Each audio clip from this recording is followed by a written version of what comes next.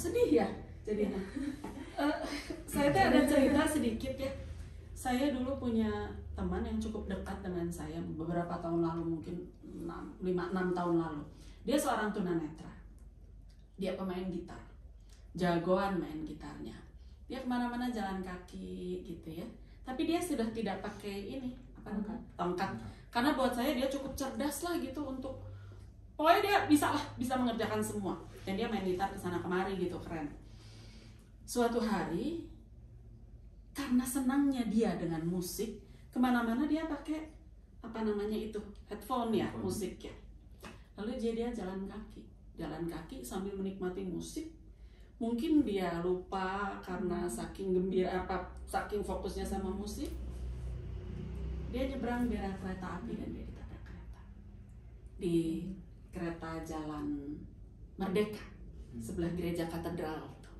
Meninggal. Dia udah nggak pakai tongkat. Kan nggak pakai tongkat. Ya, dia udah keren banget, udah hebat banget lah. Dia pokoknya saya dengar karena dia berarti udah ya 6-7 tahun lalu. Bianca kan sekolah di Santo Yusuf di katedral. Siang itu tuh ribut gitu. Satpam gereja apa segala macam ribut. Saya bilang ada apa? Ada orang ditabrak kereta. Saya makin nggak mau ke sana dong. Saya takut kan lihat. Oh jadi saya nggak mau keluar gerbang itu. Saya lewat gerbang sini karena di situ keadaan menjadi macet. Dan saya sampai rumah tidak lama, sejam kemudian saya nganter Bianca les piano di tempat saya sering ketemu dengan teman saya itu. Dan saya baru dengar cerita bahwa orang itu adalah teman saya. Dia pakai headphone gitu, dia nggak dengar kereta. Nah, yang saya mau tanyakan ya, berkenaan dengan pengalaman saya tadi itu, pasti menemukan kendala-kendala di kehidupan dengan tidak bisa mendengar. Seperti tadi teman saya karena pakai headphone dia tidak bisa mendengarkan atas kecerobohannya. Ya bukan kecerobohan lah. Dia mengalami nyebrang itu rel kereta lalu ditabrak. Nah, hambatan apa saja sih atau apa ya bahaya yang mungkin terjadi pada teman-teman tuli? Ya, dulu saya pernah pas lagi kelas 6, SD kelas 6, saya baru mengalami kehilangan pendengaran dan kemudian orang tua membantu saya untuk kembali ke sekolah. Jadi saya berusaha sendiri, saya duduk di belakang kereta. Jadi ada rel kereta juga, saya sering lewat di situ setiap hari. Ya mungkin kadang situasi waktu itu saya lagi kurang bagus, lagi pusing juga waktu itu. Ada kereta dan hampir menabrak saya. Saya sangat kaget sekali. Dan orang-orang pun melihat berusaha membantu, memberitahu, meriang. Ya, saya tidak bisa mendengar. Dan tiba-tiba di belakang saya seperti ada yang lewat kereta dan itu tuh benar-benar buat saya itu. Dan kemudian besok-besok ketika lewat kereta saya harus benar-benar melihat kanan kiri. Jadi dan dari pengalaman yang benar-benar hampir kereta itu tuh nyaris menabrak saya dikit lagi waktu itu. Dan itu ingat sekali waktu kelas 6. Nah itu maksud saya kan ada bukan bahaya kejadian tidak baik gitu yang kayak kalau buat teman tuli ini kan tidak ada kalau misalnya anak-anak kami gitu ya kayak Down syndrome itu orang kan begitu lihat udah tahu nih ini Down syndrome ya, gitu. Khusus. Tapi kan kalau misalnya teman tuli kan tidak ada sign, maksudnya petunjuknya bahwa mereka tuli gitu. Itu ya maksudnya walaupun diteriakin apa gitu istilahnya lari atau kan kita nggak tahu dia nggak dengar gitu. Kan maksudnya orang juga nggak tahu bahwa beliau tidak mendengar gitu. Apa yang maksudnya harus dilakukan gitu ya istilahnya. Iya. Kemandirian itu penting memang ya. Tapi ada nggak sih ketakutan lagi akan terjadi sesuatu gitu kan? Jadi sebenarnya sebaiknya memang harus ada akses di tempat-tempat umum seperti jalan, di perkeretaan. seperti ketika ada Iya. kereta itu juga diberikan jembatan yang lebih aman. Iya. Seperti jalan-jalan Nah, itu. jalan-jalan umum juga. Kalau nyebrang gimana? Ya, di jalan yang deket seperti alun-alun atau balai kota Bandung. Ya. Nah, ada kan waktu itu yang Memang lampu ini ya, ada lampu yang beberapa akses ya. Cuma juga. beberapa tapi Cuma berapa? Iya. Ya, dia Ya. jumlahnya sangat sedikit sekali, yang lain-lain tuh malah nggak ada. Kadang-kadang Jadi cuma di pusat kota itu doang. kita itu kadang-kadang apa sih namanya, kota inklusi tapi Tapi belum itu ya, Dan maksudnya gue juga belum- kan juga penting juga kan jembatan penyeberangan. iya Nah, betul. Siapa tuh wali kotanya sekarang? Nu eta geus anu ya dipecat. Satu wali kotanya tolong dibangun atuh. Tidak hanya untuk teman tuli loh, untuk netra, untuk anak Down syndrome juga Bahkan perlu. kadang untuk kita aja yang pejalan kaki Ya. gitu, untuk nyebrang pun kan susah. Iya. Kadang-kadang jalannya juga, trotoarnya juga udah dipakai. Jangan kan untuk kita juga yang biasa di Ya. trotoar susah, Susah. apalagi teman Apalagi netra, ya. teman yang lain gitu, kursi roda. Untuk lansia juga, Iya. iya. Saya mengalami waktu kemarin ini, saya jalan kaki sama abang dari sini sampai jalan Supratman sampai ujung di Penogoro. Nggak nyaman jalan kaki teh. Iya. Kesini harus belokin pohon, udah ada lurus lobang, udah jalan lurus sampah. Jadi ini teh harus jalan kaki teh gimana ya? Iya. Orang teh disuruh jalan kaki, jangan naik mobil, jangan naik motor, tapi Tapi fasilitasnya Ya, nggak fasilitasnya. ada gitu Itu ya. kadang-kadang peraturannya dibikin sebelum Sebelum itu fasilitasnya ada. disiapkan. dan itu pun ketika Kedua. fasilitas itu dibikin kadang tidak melibatkan Oh, teman-teman iya, sampai iya, kita betul. lihat pejalan kaki. Kadang kan Ya. mereka itu cuma fasilitas untuk mau dibikinin apa gitu, Iya. tapi kayak oh udah bikin aja gitu, Iya. mau kepake atau enggak Iya. yang penting ada gitu. Iya. Padahal kan Sementara tidak memenuhi Iya. kebutuhan. nggak, kadang untuk kursi roda kan ada aturan miringnya Iya. berapa Iya. gitu, terus lebarnya berapa gitu kan, tapi ya Seperti inilah taman inklusi yang katanya buat terapi, tahu kan? Yang di situlah gitu. Iya. Saya mah sampai ke sana ya sengaja. Apa tuh ini tuh? Terus dipakai apa? Enggak dipakai sama anak TK yang ada di situ kan, dan kondisinya juga Kan apa sih tanahnya kayak tanahnya teh basah, merah, licin gitu. Rumput celuk di dia, kata saya teh. Saya bawa anak saya pernah ke sana juga. Aduh, apa tuh ini teh? Jadi sayang ya sebetulnya. Karena kan bagaimanapun membuat sesuatu itu dengan biaya gitu. Iya. Kalau tidak bermanfaat buat apa? Duh, wali kota nasa teh. Nah, sekarang begini kan tadi di awal kan tadi bilang saya mampu untuk melakukan segala sesuatu meskipun saya tuli, saya bangga, saya mempunyai identitas. Di usia yang sekarang ya kan masih sempet nggak ada rasa apa ya, sedih mungkin, duh saya tuli sih, aduh coba kalau saya nggak tuli, masih ada nggak? Ya sebetulnya jujur pasti ada. Kenapa? Karena contohnya ketika kegiatan teman-teman tuli, seperti contohnya pengajian, tidak ada juru bahasa isyarat, dan ya itu paling ya ada pun ke 1-2 saja. Kadang pun juga kalau ada halangan jadi nggak ada. Iya. Dan di situ saya merasa ya sebenarnya kalau kamu orang dengar sih sebenarnya bisa membantu memberikan akses untuk teman-teman tuli loh, bisa membantu teman-teman tuli menjadi akses teman-teman tuli untuk jadi juru bahasa isyarat. Ya, itu sih yang saya harap. Tapi ya di situ sih saya tetap bersyukur saja apa yang saya punya, dan saya harus bersyukur apa yang saya, karena saya percaya Allah memberikan sesuatu yang terbaik dan pasti juga memberikan fasilitas, yaitu juru bahasa isyarat. Itu ya, tadi saya juga sempat mau tanya itu, karena saya ini bertemu dengan Okti mungkin sudah 2 tahun lalu ya. Pertama kali saya lihat Okti lagi adalah saya ke gereja. pas hari Minggu pagi jam 9 saya kebetulan kan nggak duduk di gereja yang dalam, saya ada di pinggir dan pakai layar besar gitu ya karena sudah terlalu penuh di dalam. Di pinggir pastor ada Okti lagi begini-begini, saya sampai biarkan itu Kak Okti gitu. Minggu depannya lagi Okti lagi, minggu depannya Okti lagi. Jadi selama ini saya setiap minggu tuh ketemu sama Okti, meskipun lewat layar ya, karena Okti selalu menjadi juru bahasa isyarat. Saya pengen tanya ke Okti dulu. Okti menjadi juru bahasa isyarat di situ diminta oleh siapa?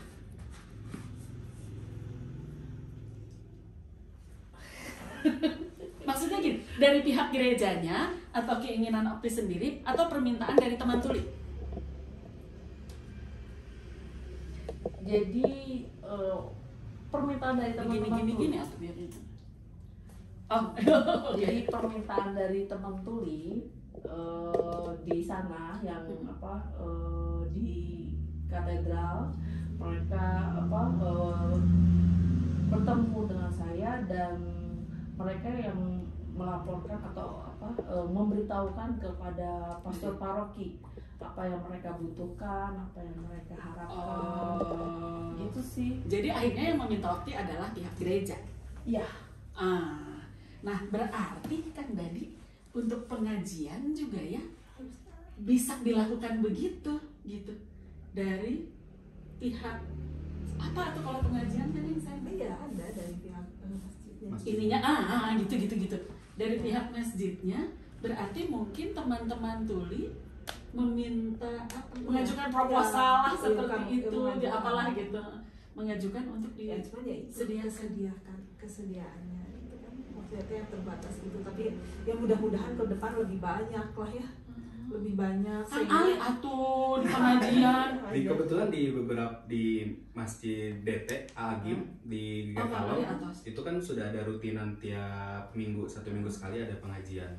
Itu alhamdulillahnya teman-teman tuli juga terlibat, kebetulan mereka juga advokasi ke sana untuk yang jadi JBI-nya siapa? Saya pernah beberapa kali ke sana. Karena gantian sama teman-teman yang lain, tapi itu tadi teman-teman yang lain juga kan ada kesibukan masing-masing juga. Kadang ada yang bisa, kadang yang nggak bisa. Nah, kalaupun misal pada nggak bisa tuh itu jadi nggak ada aja. Teman-temannya mereka udah semangat nih pengen ngaji gitu, tapi wah aksesnya karena SDM kita juga masih kurang, jadi kadang belum ada akses gitu. Kadang ada sih, kita diusahakan juga ada yang offline sama yang online, jadi tetap dari tuli dari daerah lain pun bisa akses ke Zoom gitu, bisa ikut. Cuman ya itu kalau proses advokasinya Kang Dadi pasti yang lebih tahu sih. Nah waktu itu saya juga cuma datang untuk jadi juru bahasa isyarat. Nah begini, berarti kalau juru bahasa isyaratnya kurang sekali, yang mengakibatkan terjadinya kekurangan juru bahasa isyarat di pengajian ataupun dimanapun, berarti yang harus dilakukan adalah membuat tempat kursus. Nggak usah sekolah dulu lah, per term 6 bulan aja. Kalau kalian bikin, udah ada belum? Kalau sebetulnya kalau kelas untuk belajar bahasa isyarat kan udah ada, cuman ada nah mungkin peminatan orang kan ada yang cuman pengen belajar aja, ada yang cuman pengen bisa komunikasi aja, ada yang harusnya belajar dan bersertifikat. Harusnya kan mereka kadang sertifikasi. Nah ada yang mau, saya mau nih jadi juru bahasa isyarat, ada, cuman ya itu tadi ketertarikan orang kan beda, jadi masih ada yang dikit. Kalau mempelajari itu di tempat semacam kursus ya berarti ya? Itu berapa lama? Kelas, kalau nggak salah kelasnya kan ada beberapa level juga. Dari level dasar biasanya 10 pertemuan kalau nggak salah. Ada berapa tingkat? Kalau di Jawa Barat sendiri tuh baru level 2 ya Kang. Jadi kalau di Jawa masih baru, berdirinya pun juga tahun 2020. Terus baru level 2, baru mau level 3, masih proses juga untuk level 3-nya. Kalau di Jakarta tuh udah ada, dia udah level 3 tuh juga udah ada yang di pusat. Berarti kalau level 1 10 kali pertemuan, level 2 10 kali pertemuan, itu kira-kira 3 bulan dan 3 bulan, 6 bulan ya. Apakah setelah 6 bulan itu dia sudah bisa menjadi JBI? Kalau dari pengalaman saya sih Jadi itu. harus praktek dulu, Iya. harus praktek di lapangan. Nah itu tadi harus ketemu, harus banyak ngobrol. Jadi nggak otomatis Iya. langsung bisa di satu acara Ya, kita sama kayak nerjemahin. kita. Oh nggak bisa ya? Nggak Kita bisa. sama aja guru bahasa Inggris yang nggak, Iya. kalau nggak dipakai ya nggak bisa gitu. Ya tetap Kan aja bedanya harus. kayak belajar di kelas, belajar bahasa Inggris di Iya. kelas, dan ketika kita Ngomong ketemu langsung kita. sama native speakernya kan kita juga Iya. kebingungan juga gitu. Tapi kan kalau sering-sering ketemu pasti bisa lancar. Iya. Kang Ali merasa lancar setelah berapa lama? Sampai sekarang sih juga masih tahap belajar gitu. Terus Tapi itu sudah juga Tapi sudah fluent kan? Ya, dia kadang sudah- sampai ini sih kadang kalau misal saya Wah lagi jadi ngobrol, salah nerjemahkan gitu. biasanya kalau udah lama banget tuh udah waktunya kita ngenerjemahin tuh berapa jam itu kadang ya suka error juga Iya gitu. pasti ya. Ada kayak ini kok Berapa ada jam? salah deh ya. Berapa jam teh ngapain misalnya Ya penerjemahan tuh? sama mungkin aja kayak.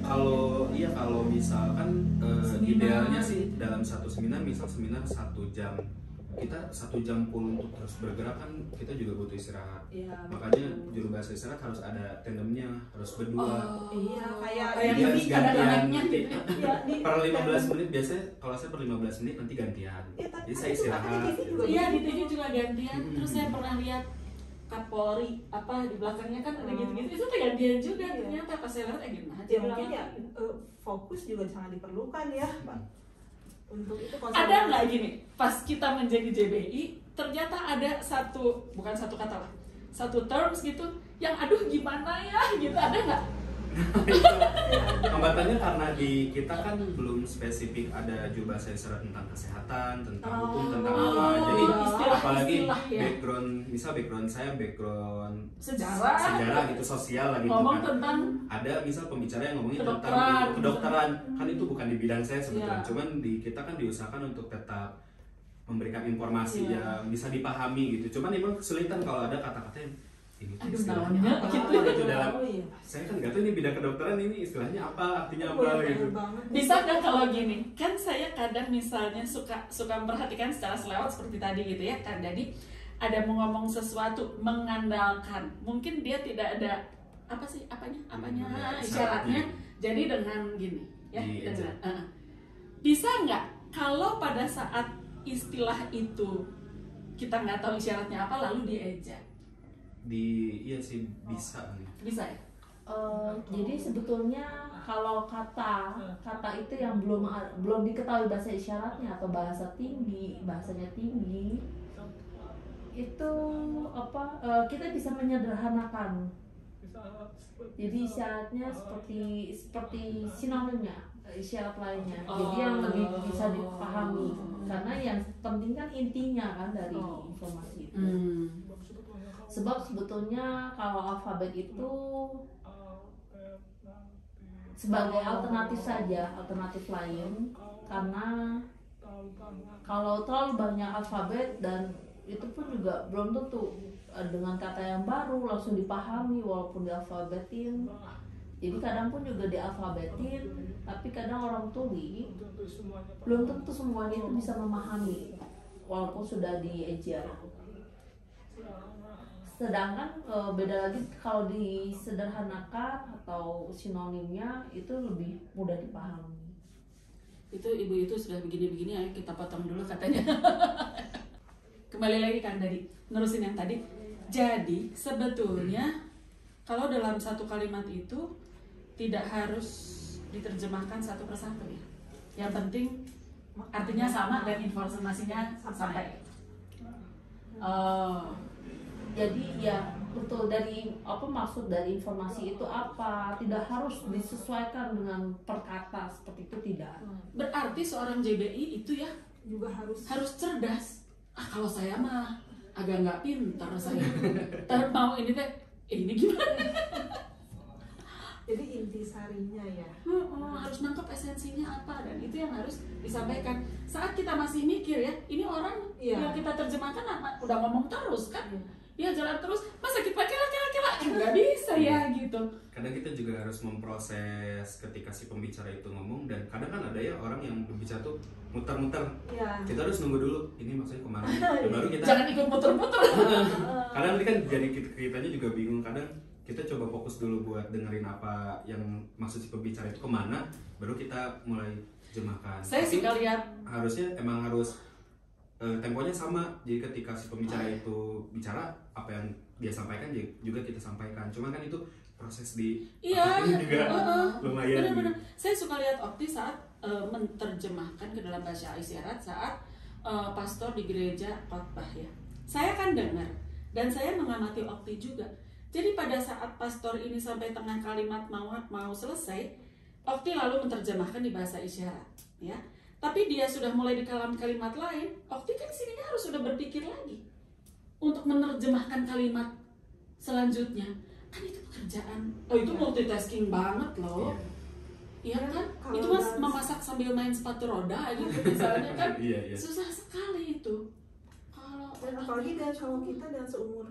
ya kayaknya kita sudah terlalu tua untuk Terlalu mulai tua belajar. kayaknya. Tapi saya tuh pengen jadi JBI kayaknya teh hidup teh bermanfaat Ya. gitu. Ya kan? Luar biasa loh. Dan saya sempat tanya ke Okti, untuk anak-anak muda apakah ini bisa menjadi profesi yang Ya. menjadi sumber bisa penghasilan aja, kan. gitu? Kan kalau bisa itu cukup menjanjikan sebetulnya untuk menjadi option lah untuk anak-anak muda. Bagaimana menurut Kang Dadi?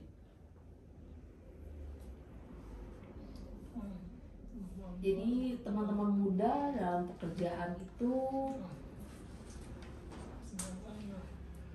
jadi itu bisa menjadi kesempatan, membuka kesempatan juga untuk teman-teman tuli juga.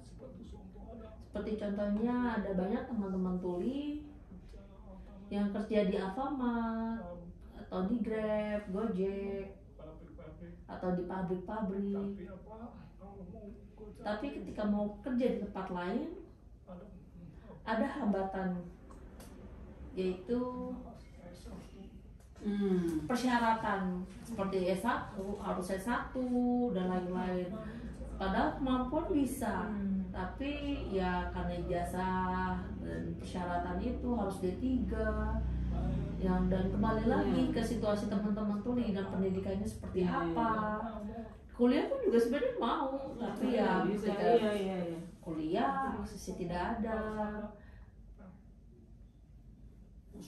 Dan sebetulnya sih diharapkan pun juga ada jalur khusus yang seperti contohnya ada persyaratan yang mungkin bisa diberikan keringanan dari persyaratan itu untuk teman-teman tuli. Jadi ya nggak harus mesti S1, S2 yang mungkin bisa disesuaikan sama teman-teman tuli. Sebetulnya kemampuan teman-teman tuli muda bekerja itu juga bagus loh, semangatnya juga punya, kemampuan yang lainnya juga bisa. Nah, sebuah kesempatan itu dalam situasinya bagaimana cara menerima penerimaan di dunia pendidikan itu yang masih sangat terhambat. Bagaimana kita bisa sekolah tinggi kalau sekolahnya juga nggak ada yang kalau misalnya memberikan. dia masuk universitas dan universitasnya ini tidak siap, juga kan kasihan. Iya.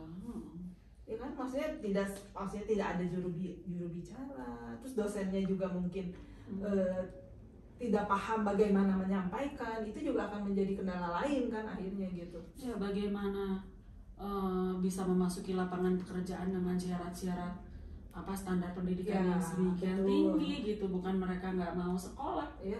tapi memang itu sok atuh kalian teh bikin rekomendasi supaya ada JBI di sekolah-sekolah. Ya. SMP dan SMA juga perlu loh itu. Ya.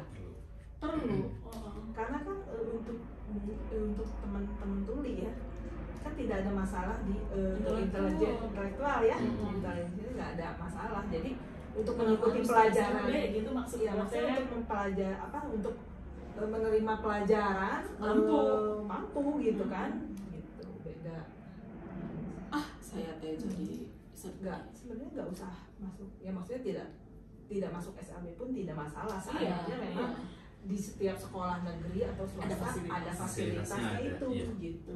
Karena mereka kan tidak memiliki hambatan apa-apa sebenarnya, kecuali tidak bisa dengar aja kan gitu. Tapi kan mereka bisa melihat dengan baik. Di sekolah anak saya juga, anak sekolah saya kan inklusif, ada satu yang tuli, tapi dia pakai alat bantu dengar dan dia bisa dengar sedikit gitu. Jadi dia bisa mengikuti pelajaran, malah kata saya sih baik-baik saja. Kendalanya hanya dia memakai alat bantu dengar. Kang Dadi, apa harapan-harapan Kang Dadi dengan di dunia apa ini inklusi kespesialan tuli ini? Apa harapannya? Keanekaragaman ya. Harapan saya yang pertama, banyak orang-orang seperti orang tua jangan merasa sedih ketika mempunyai anak tuli. Kemudian pendidikan pun juga saya berharap ada memberikan akses yang disesuaikan untuk teman-teman tuli. Kemudian di pemerintah pun juga penting sekali dalam memperhatikan teman-teman tuli. Jangan sampai ada diskriminasi ataupun jadi gap dalam semua hal. Dan harapan yang lain, teman-teman tuli pun semangat dan mau untuk berusaha biar kita bisa setara dan Indonesia pun menjadi ramah. Keren, keren, amin. Dari Kang Ali, harapannya apa? Kalau saya sih pengennya juga makin banyak orang-orang dengar yang belajar bahasa isyarat, kemudian juga Nyindir. SDM Ya, betul. SDM-nya juga juru bahasa isyarat juga makin berkembang supaya bisa mengimbangi kebutuhan akses mereka gitu kan. Ketika Termasuk akses fasilitasnya termasuk teman tuli kan kebutuhan akses mereka kan banyak di mana-mana, tapi ketika SDM-nya kurang bisa mengimbangi kan itu jadi kesulitan juga. Harapannya sih. Harapan kamu apa? Harapan saya mah banyak, lama. Harapan saya banyak juga. Saya sih harapannya ya mereka terfasilitasi, terus diberikan kesempatan, tidak perlu diistimewakan juga. Iya, Yang karena penting diberi mereka- kesempatan Iya. gitu. Dan difasilitasi. Betul. Jadi jangan ini mereka nggak bisa ini, fasilitasi dulu gitu. Iya, karena banyak yang underestimate ya.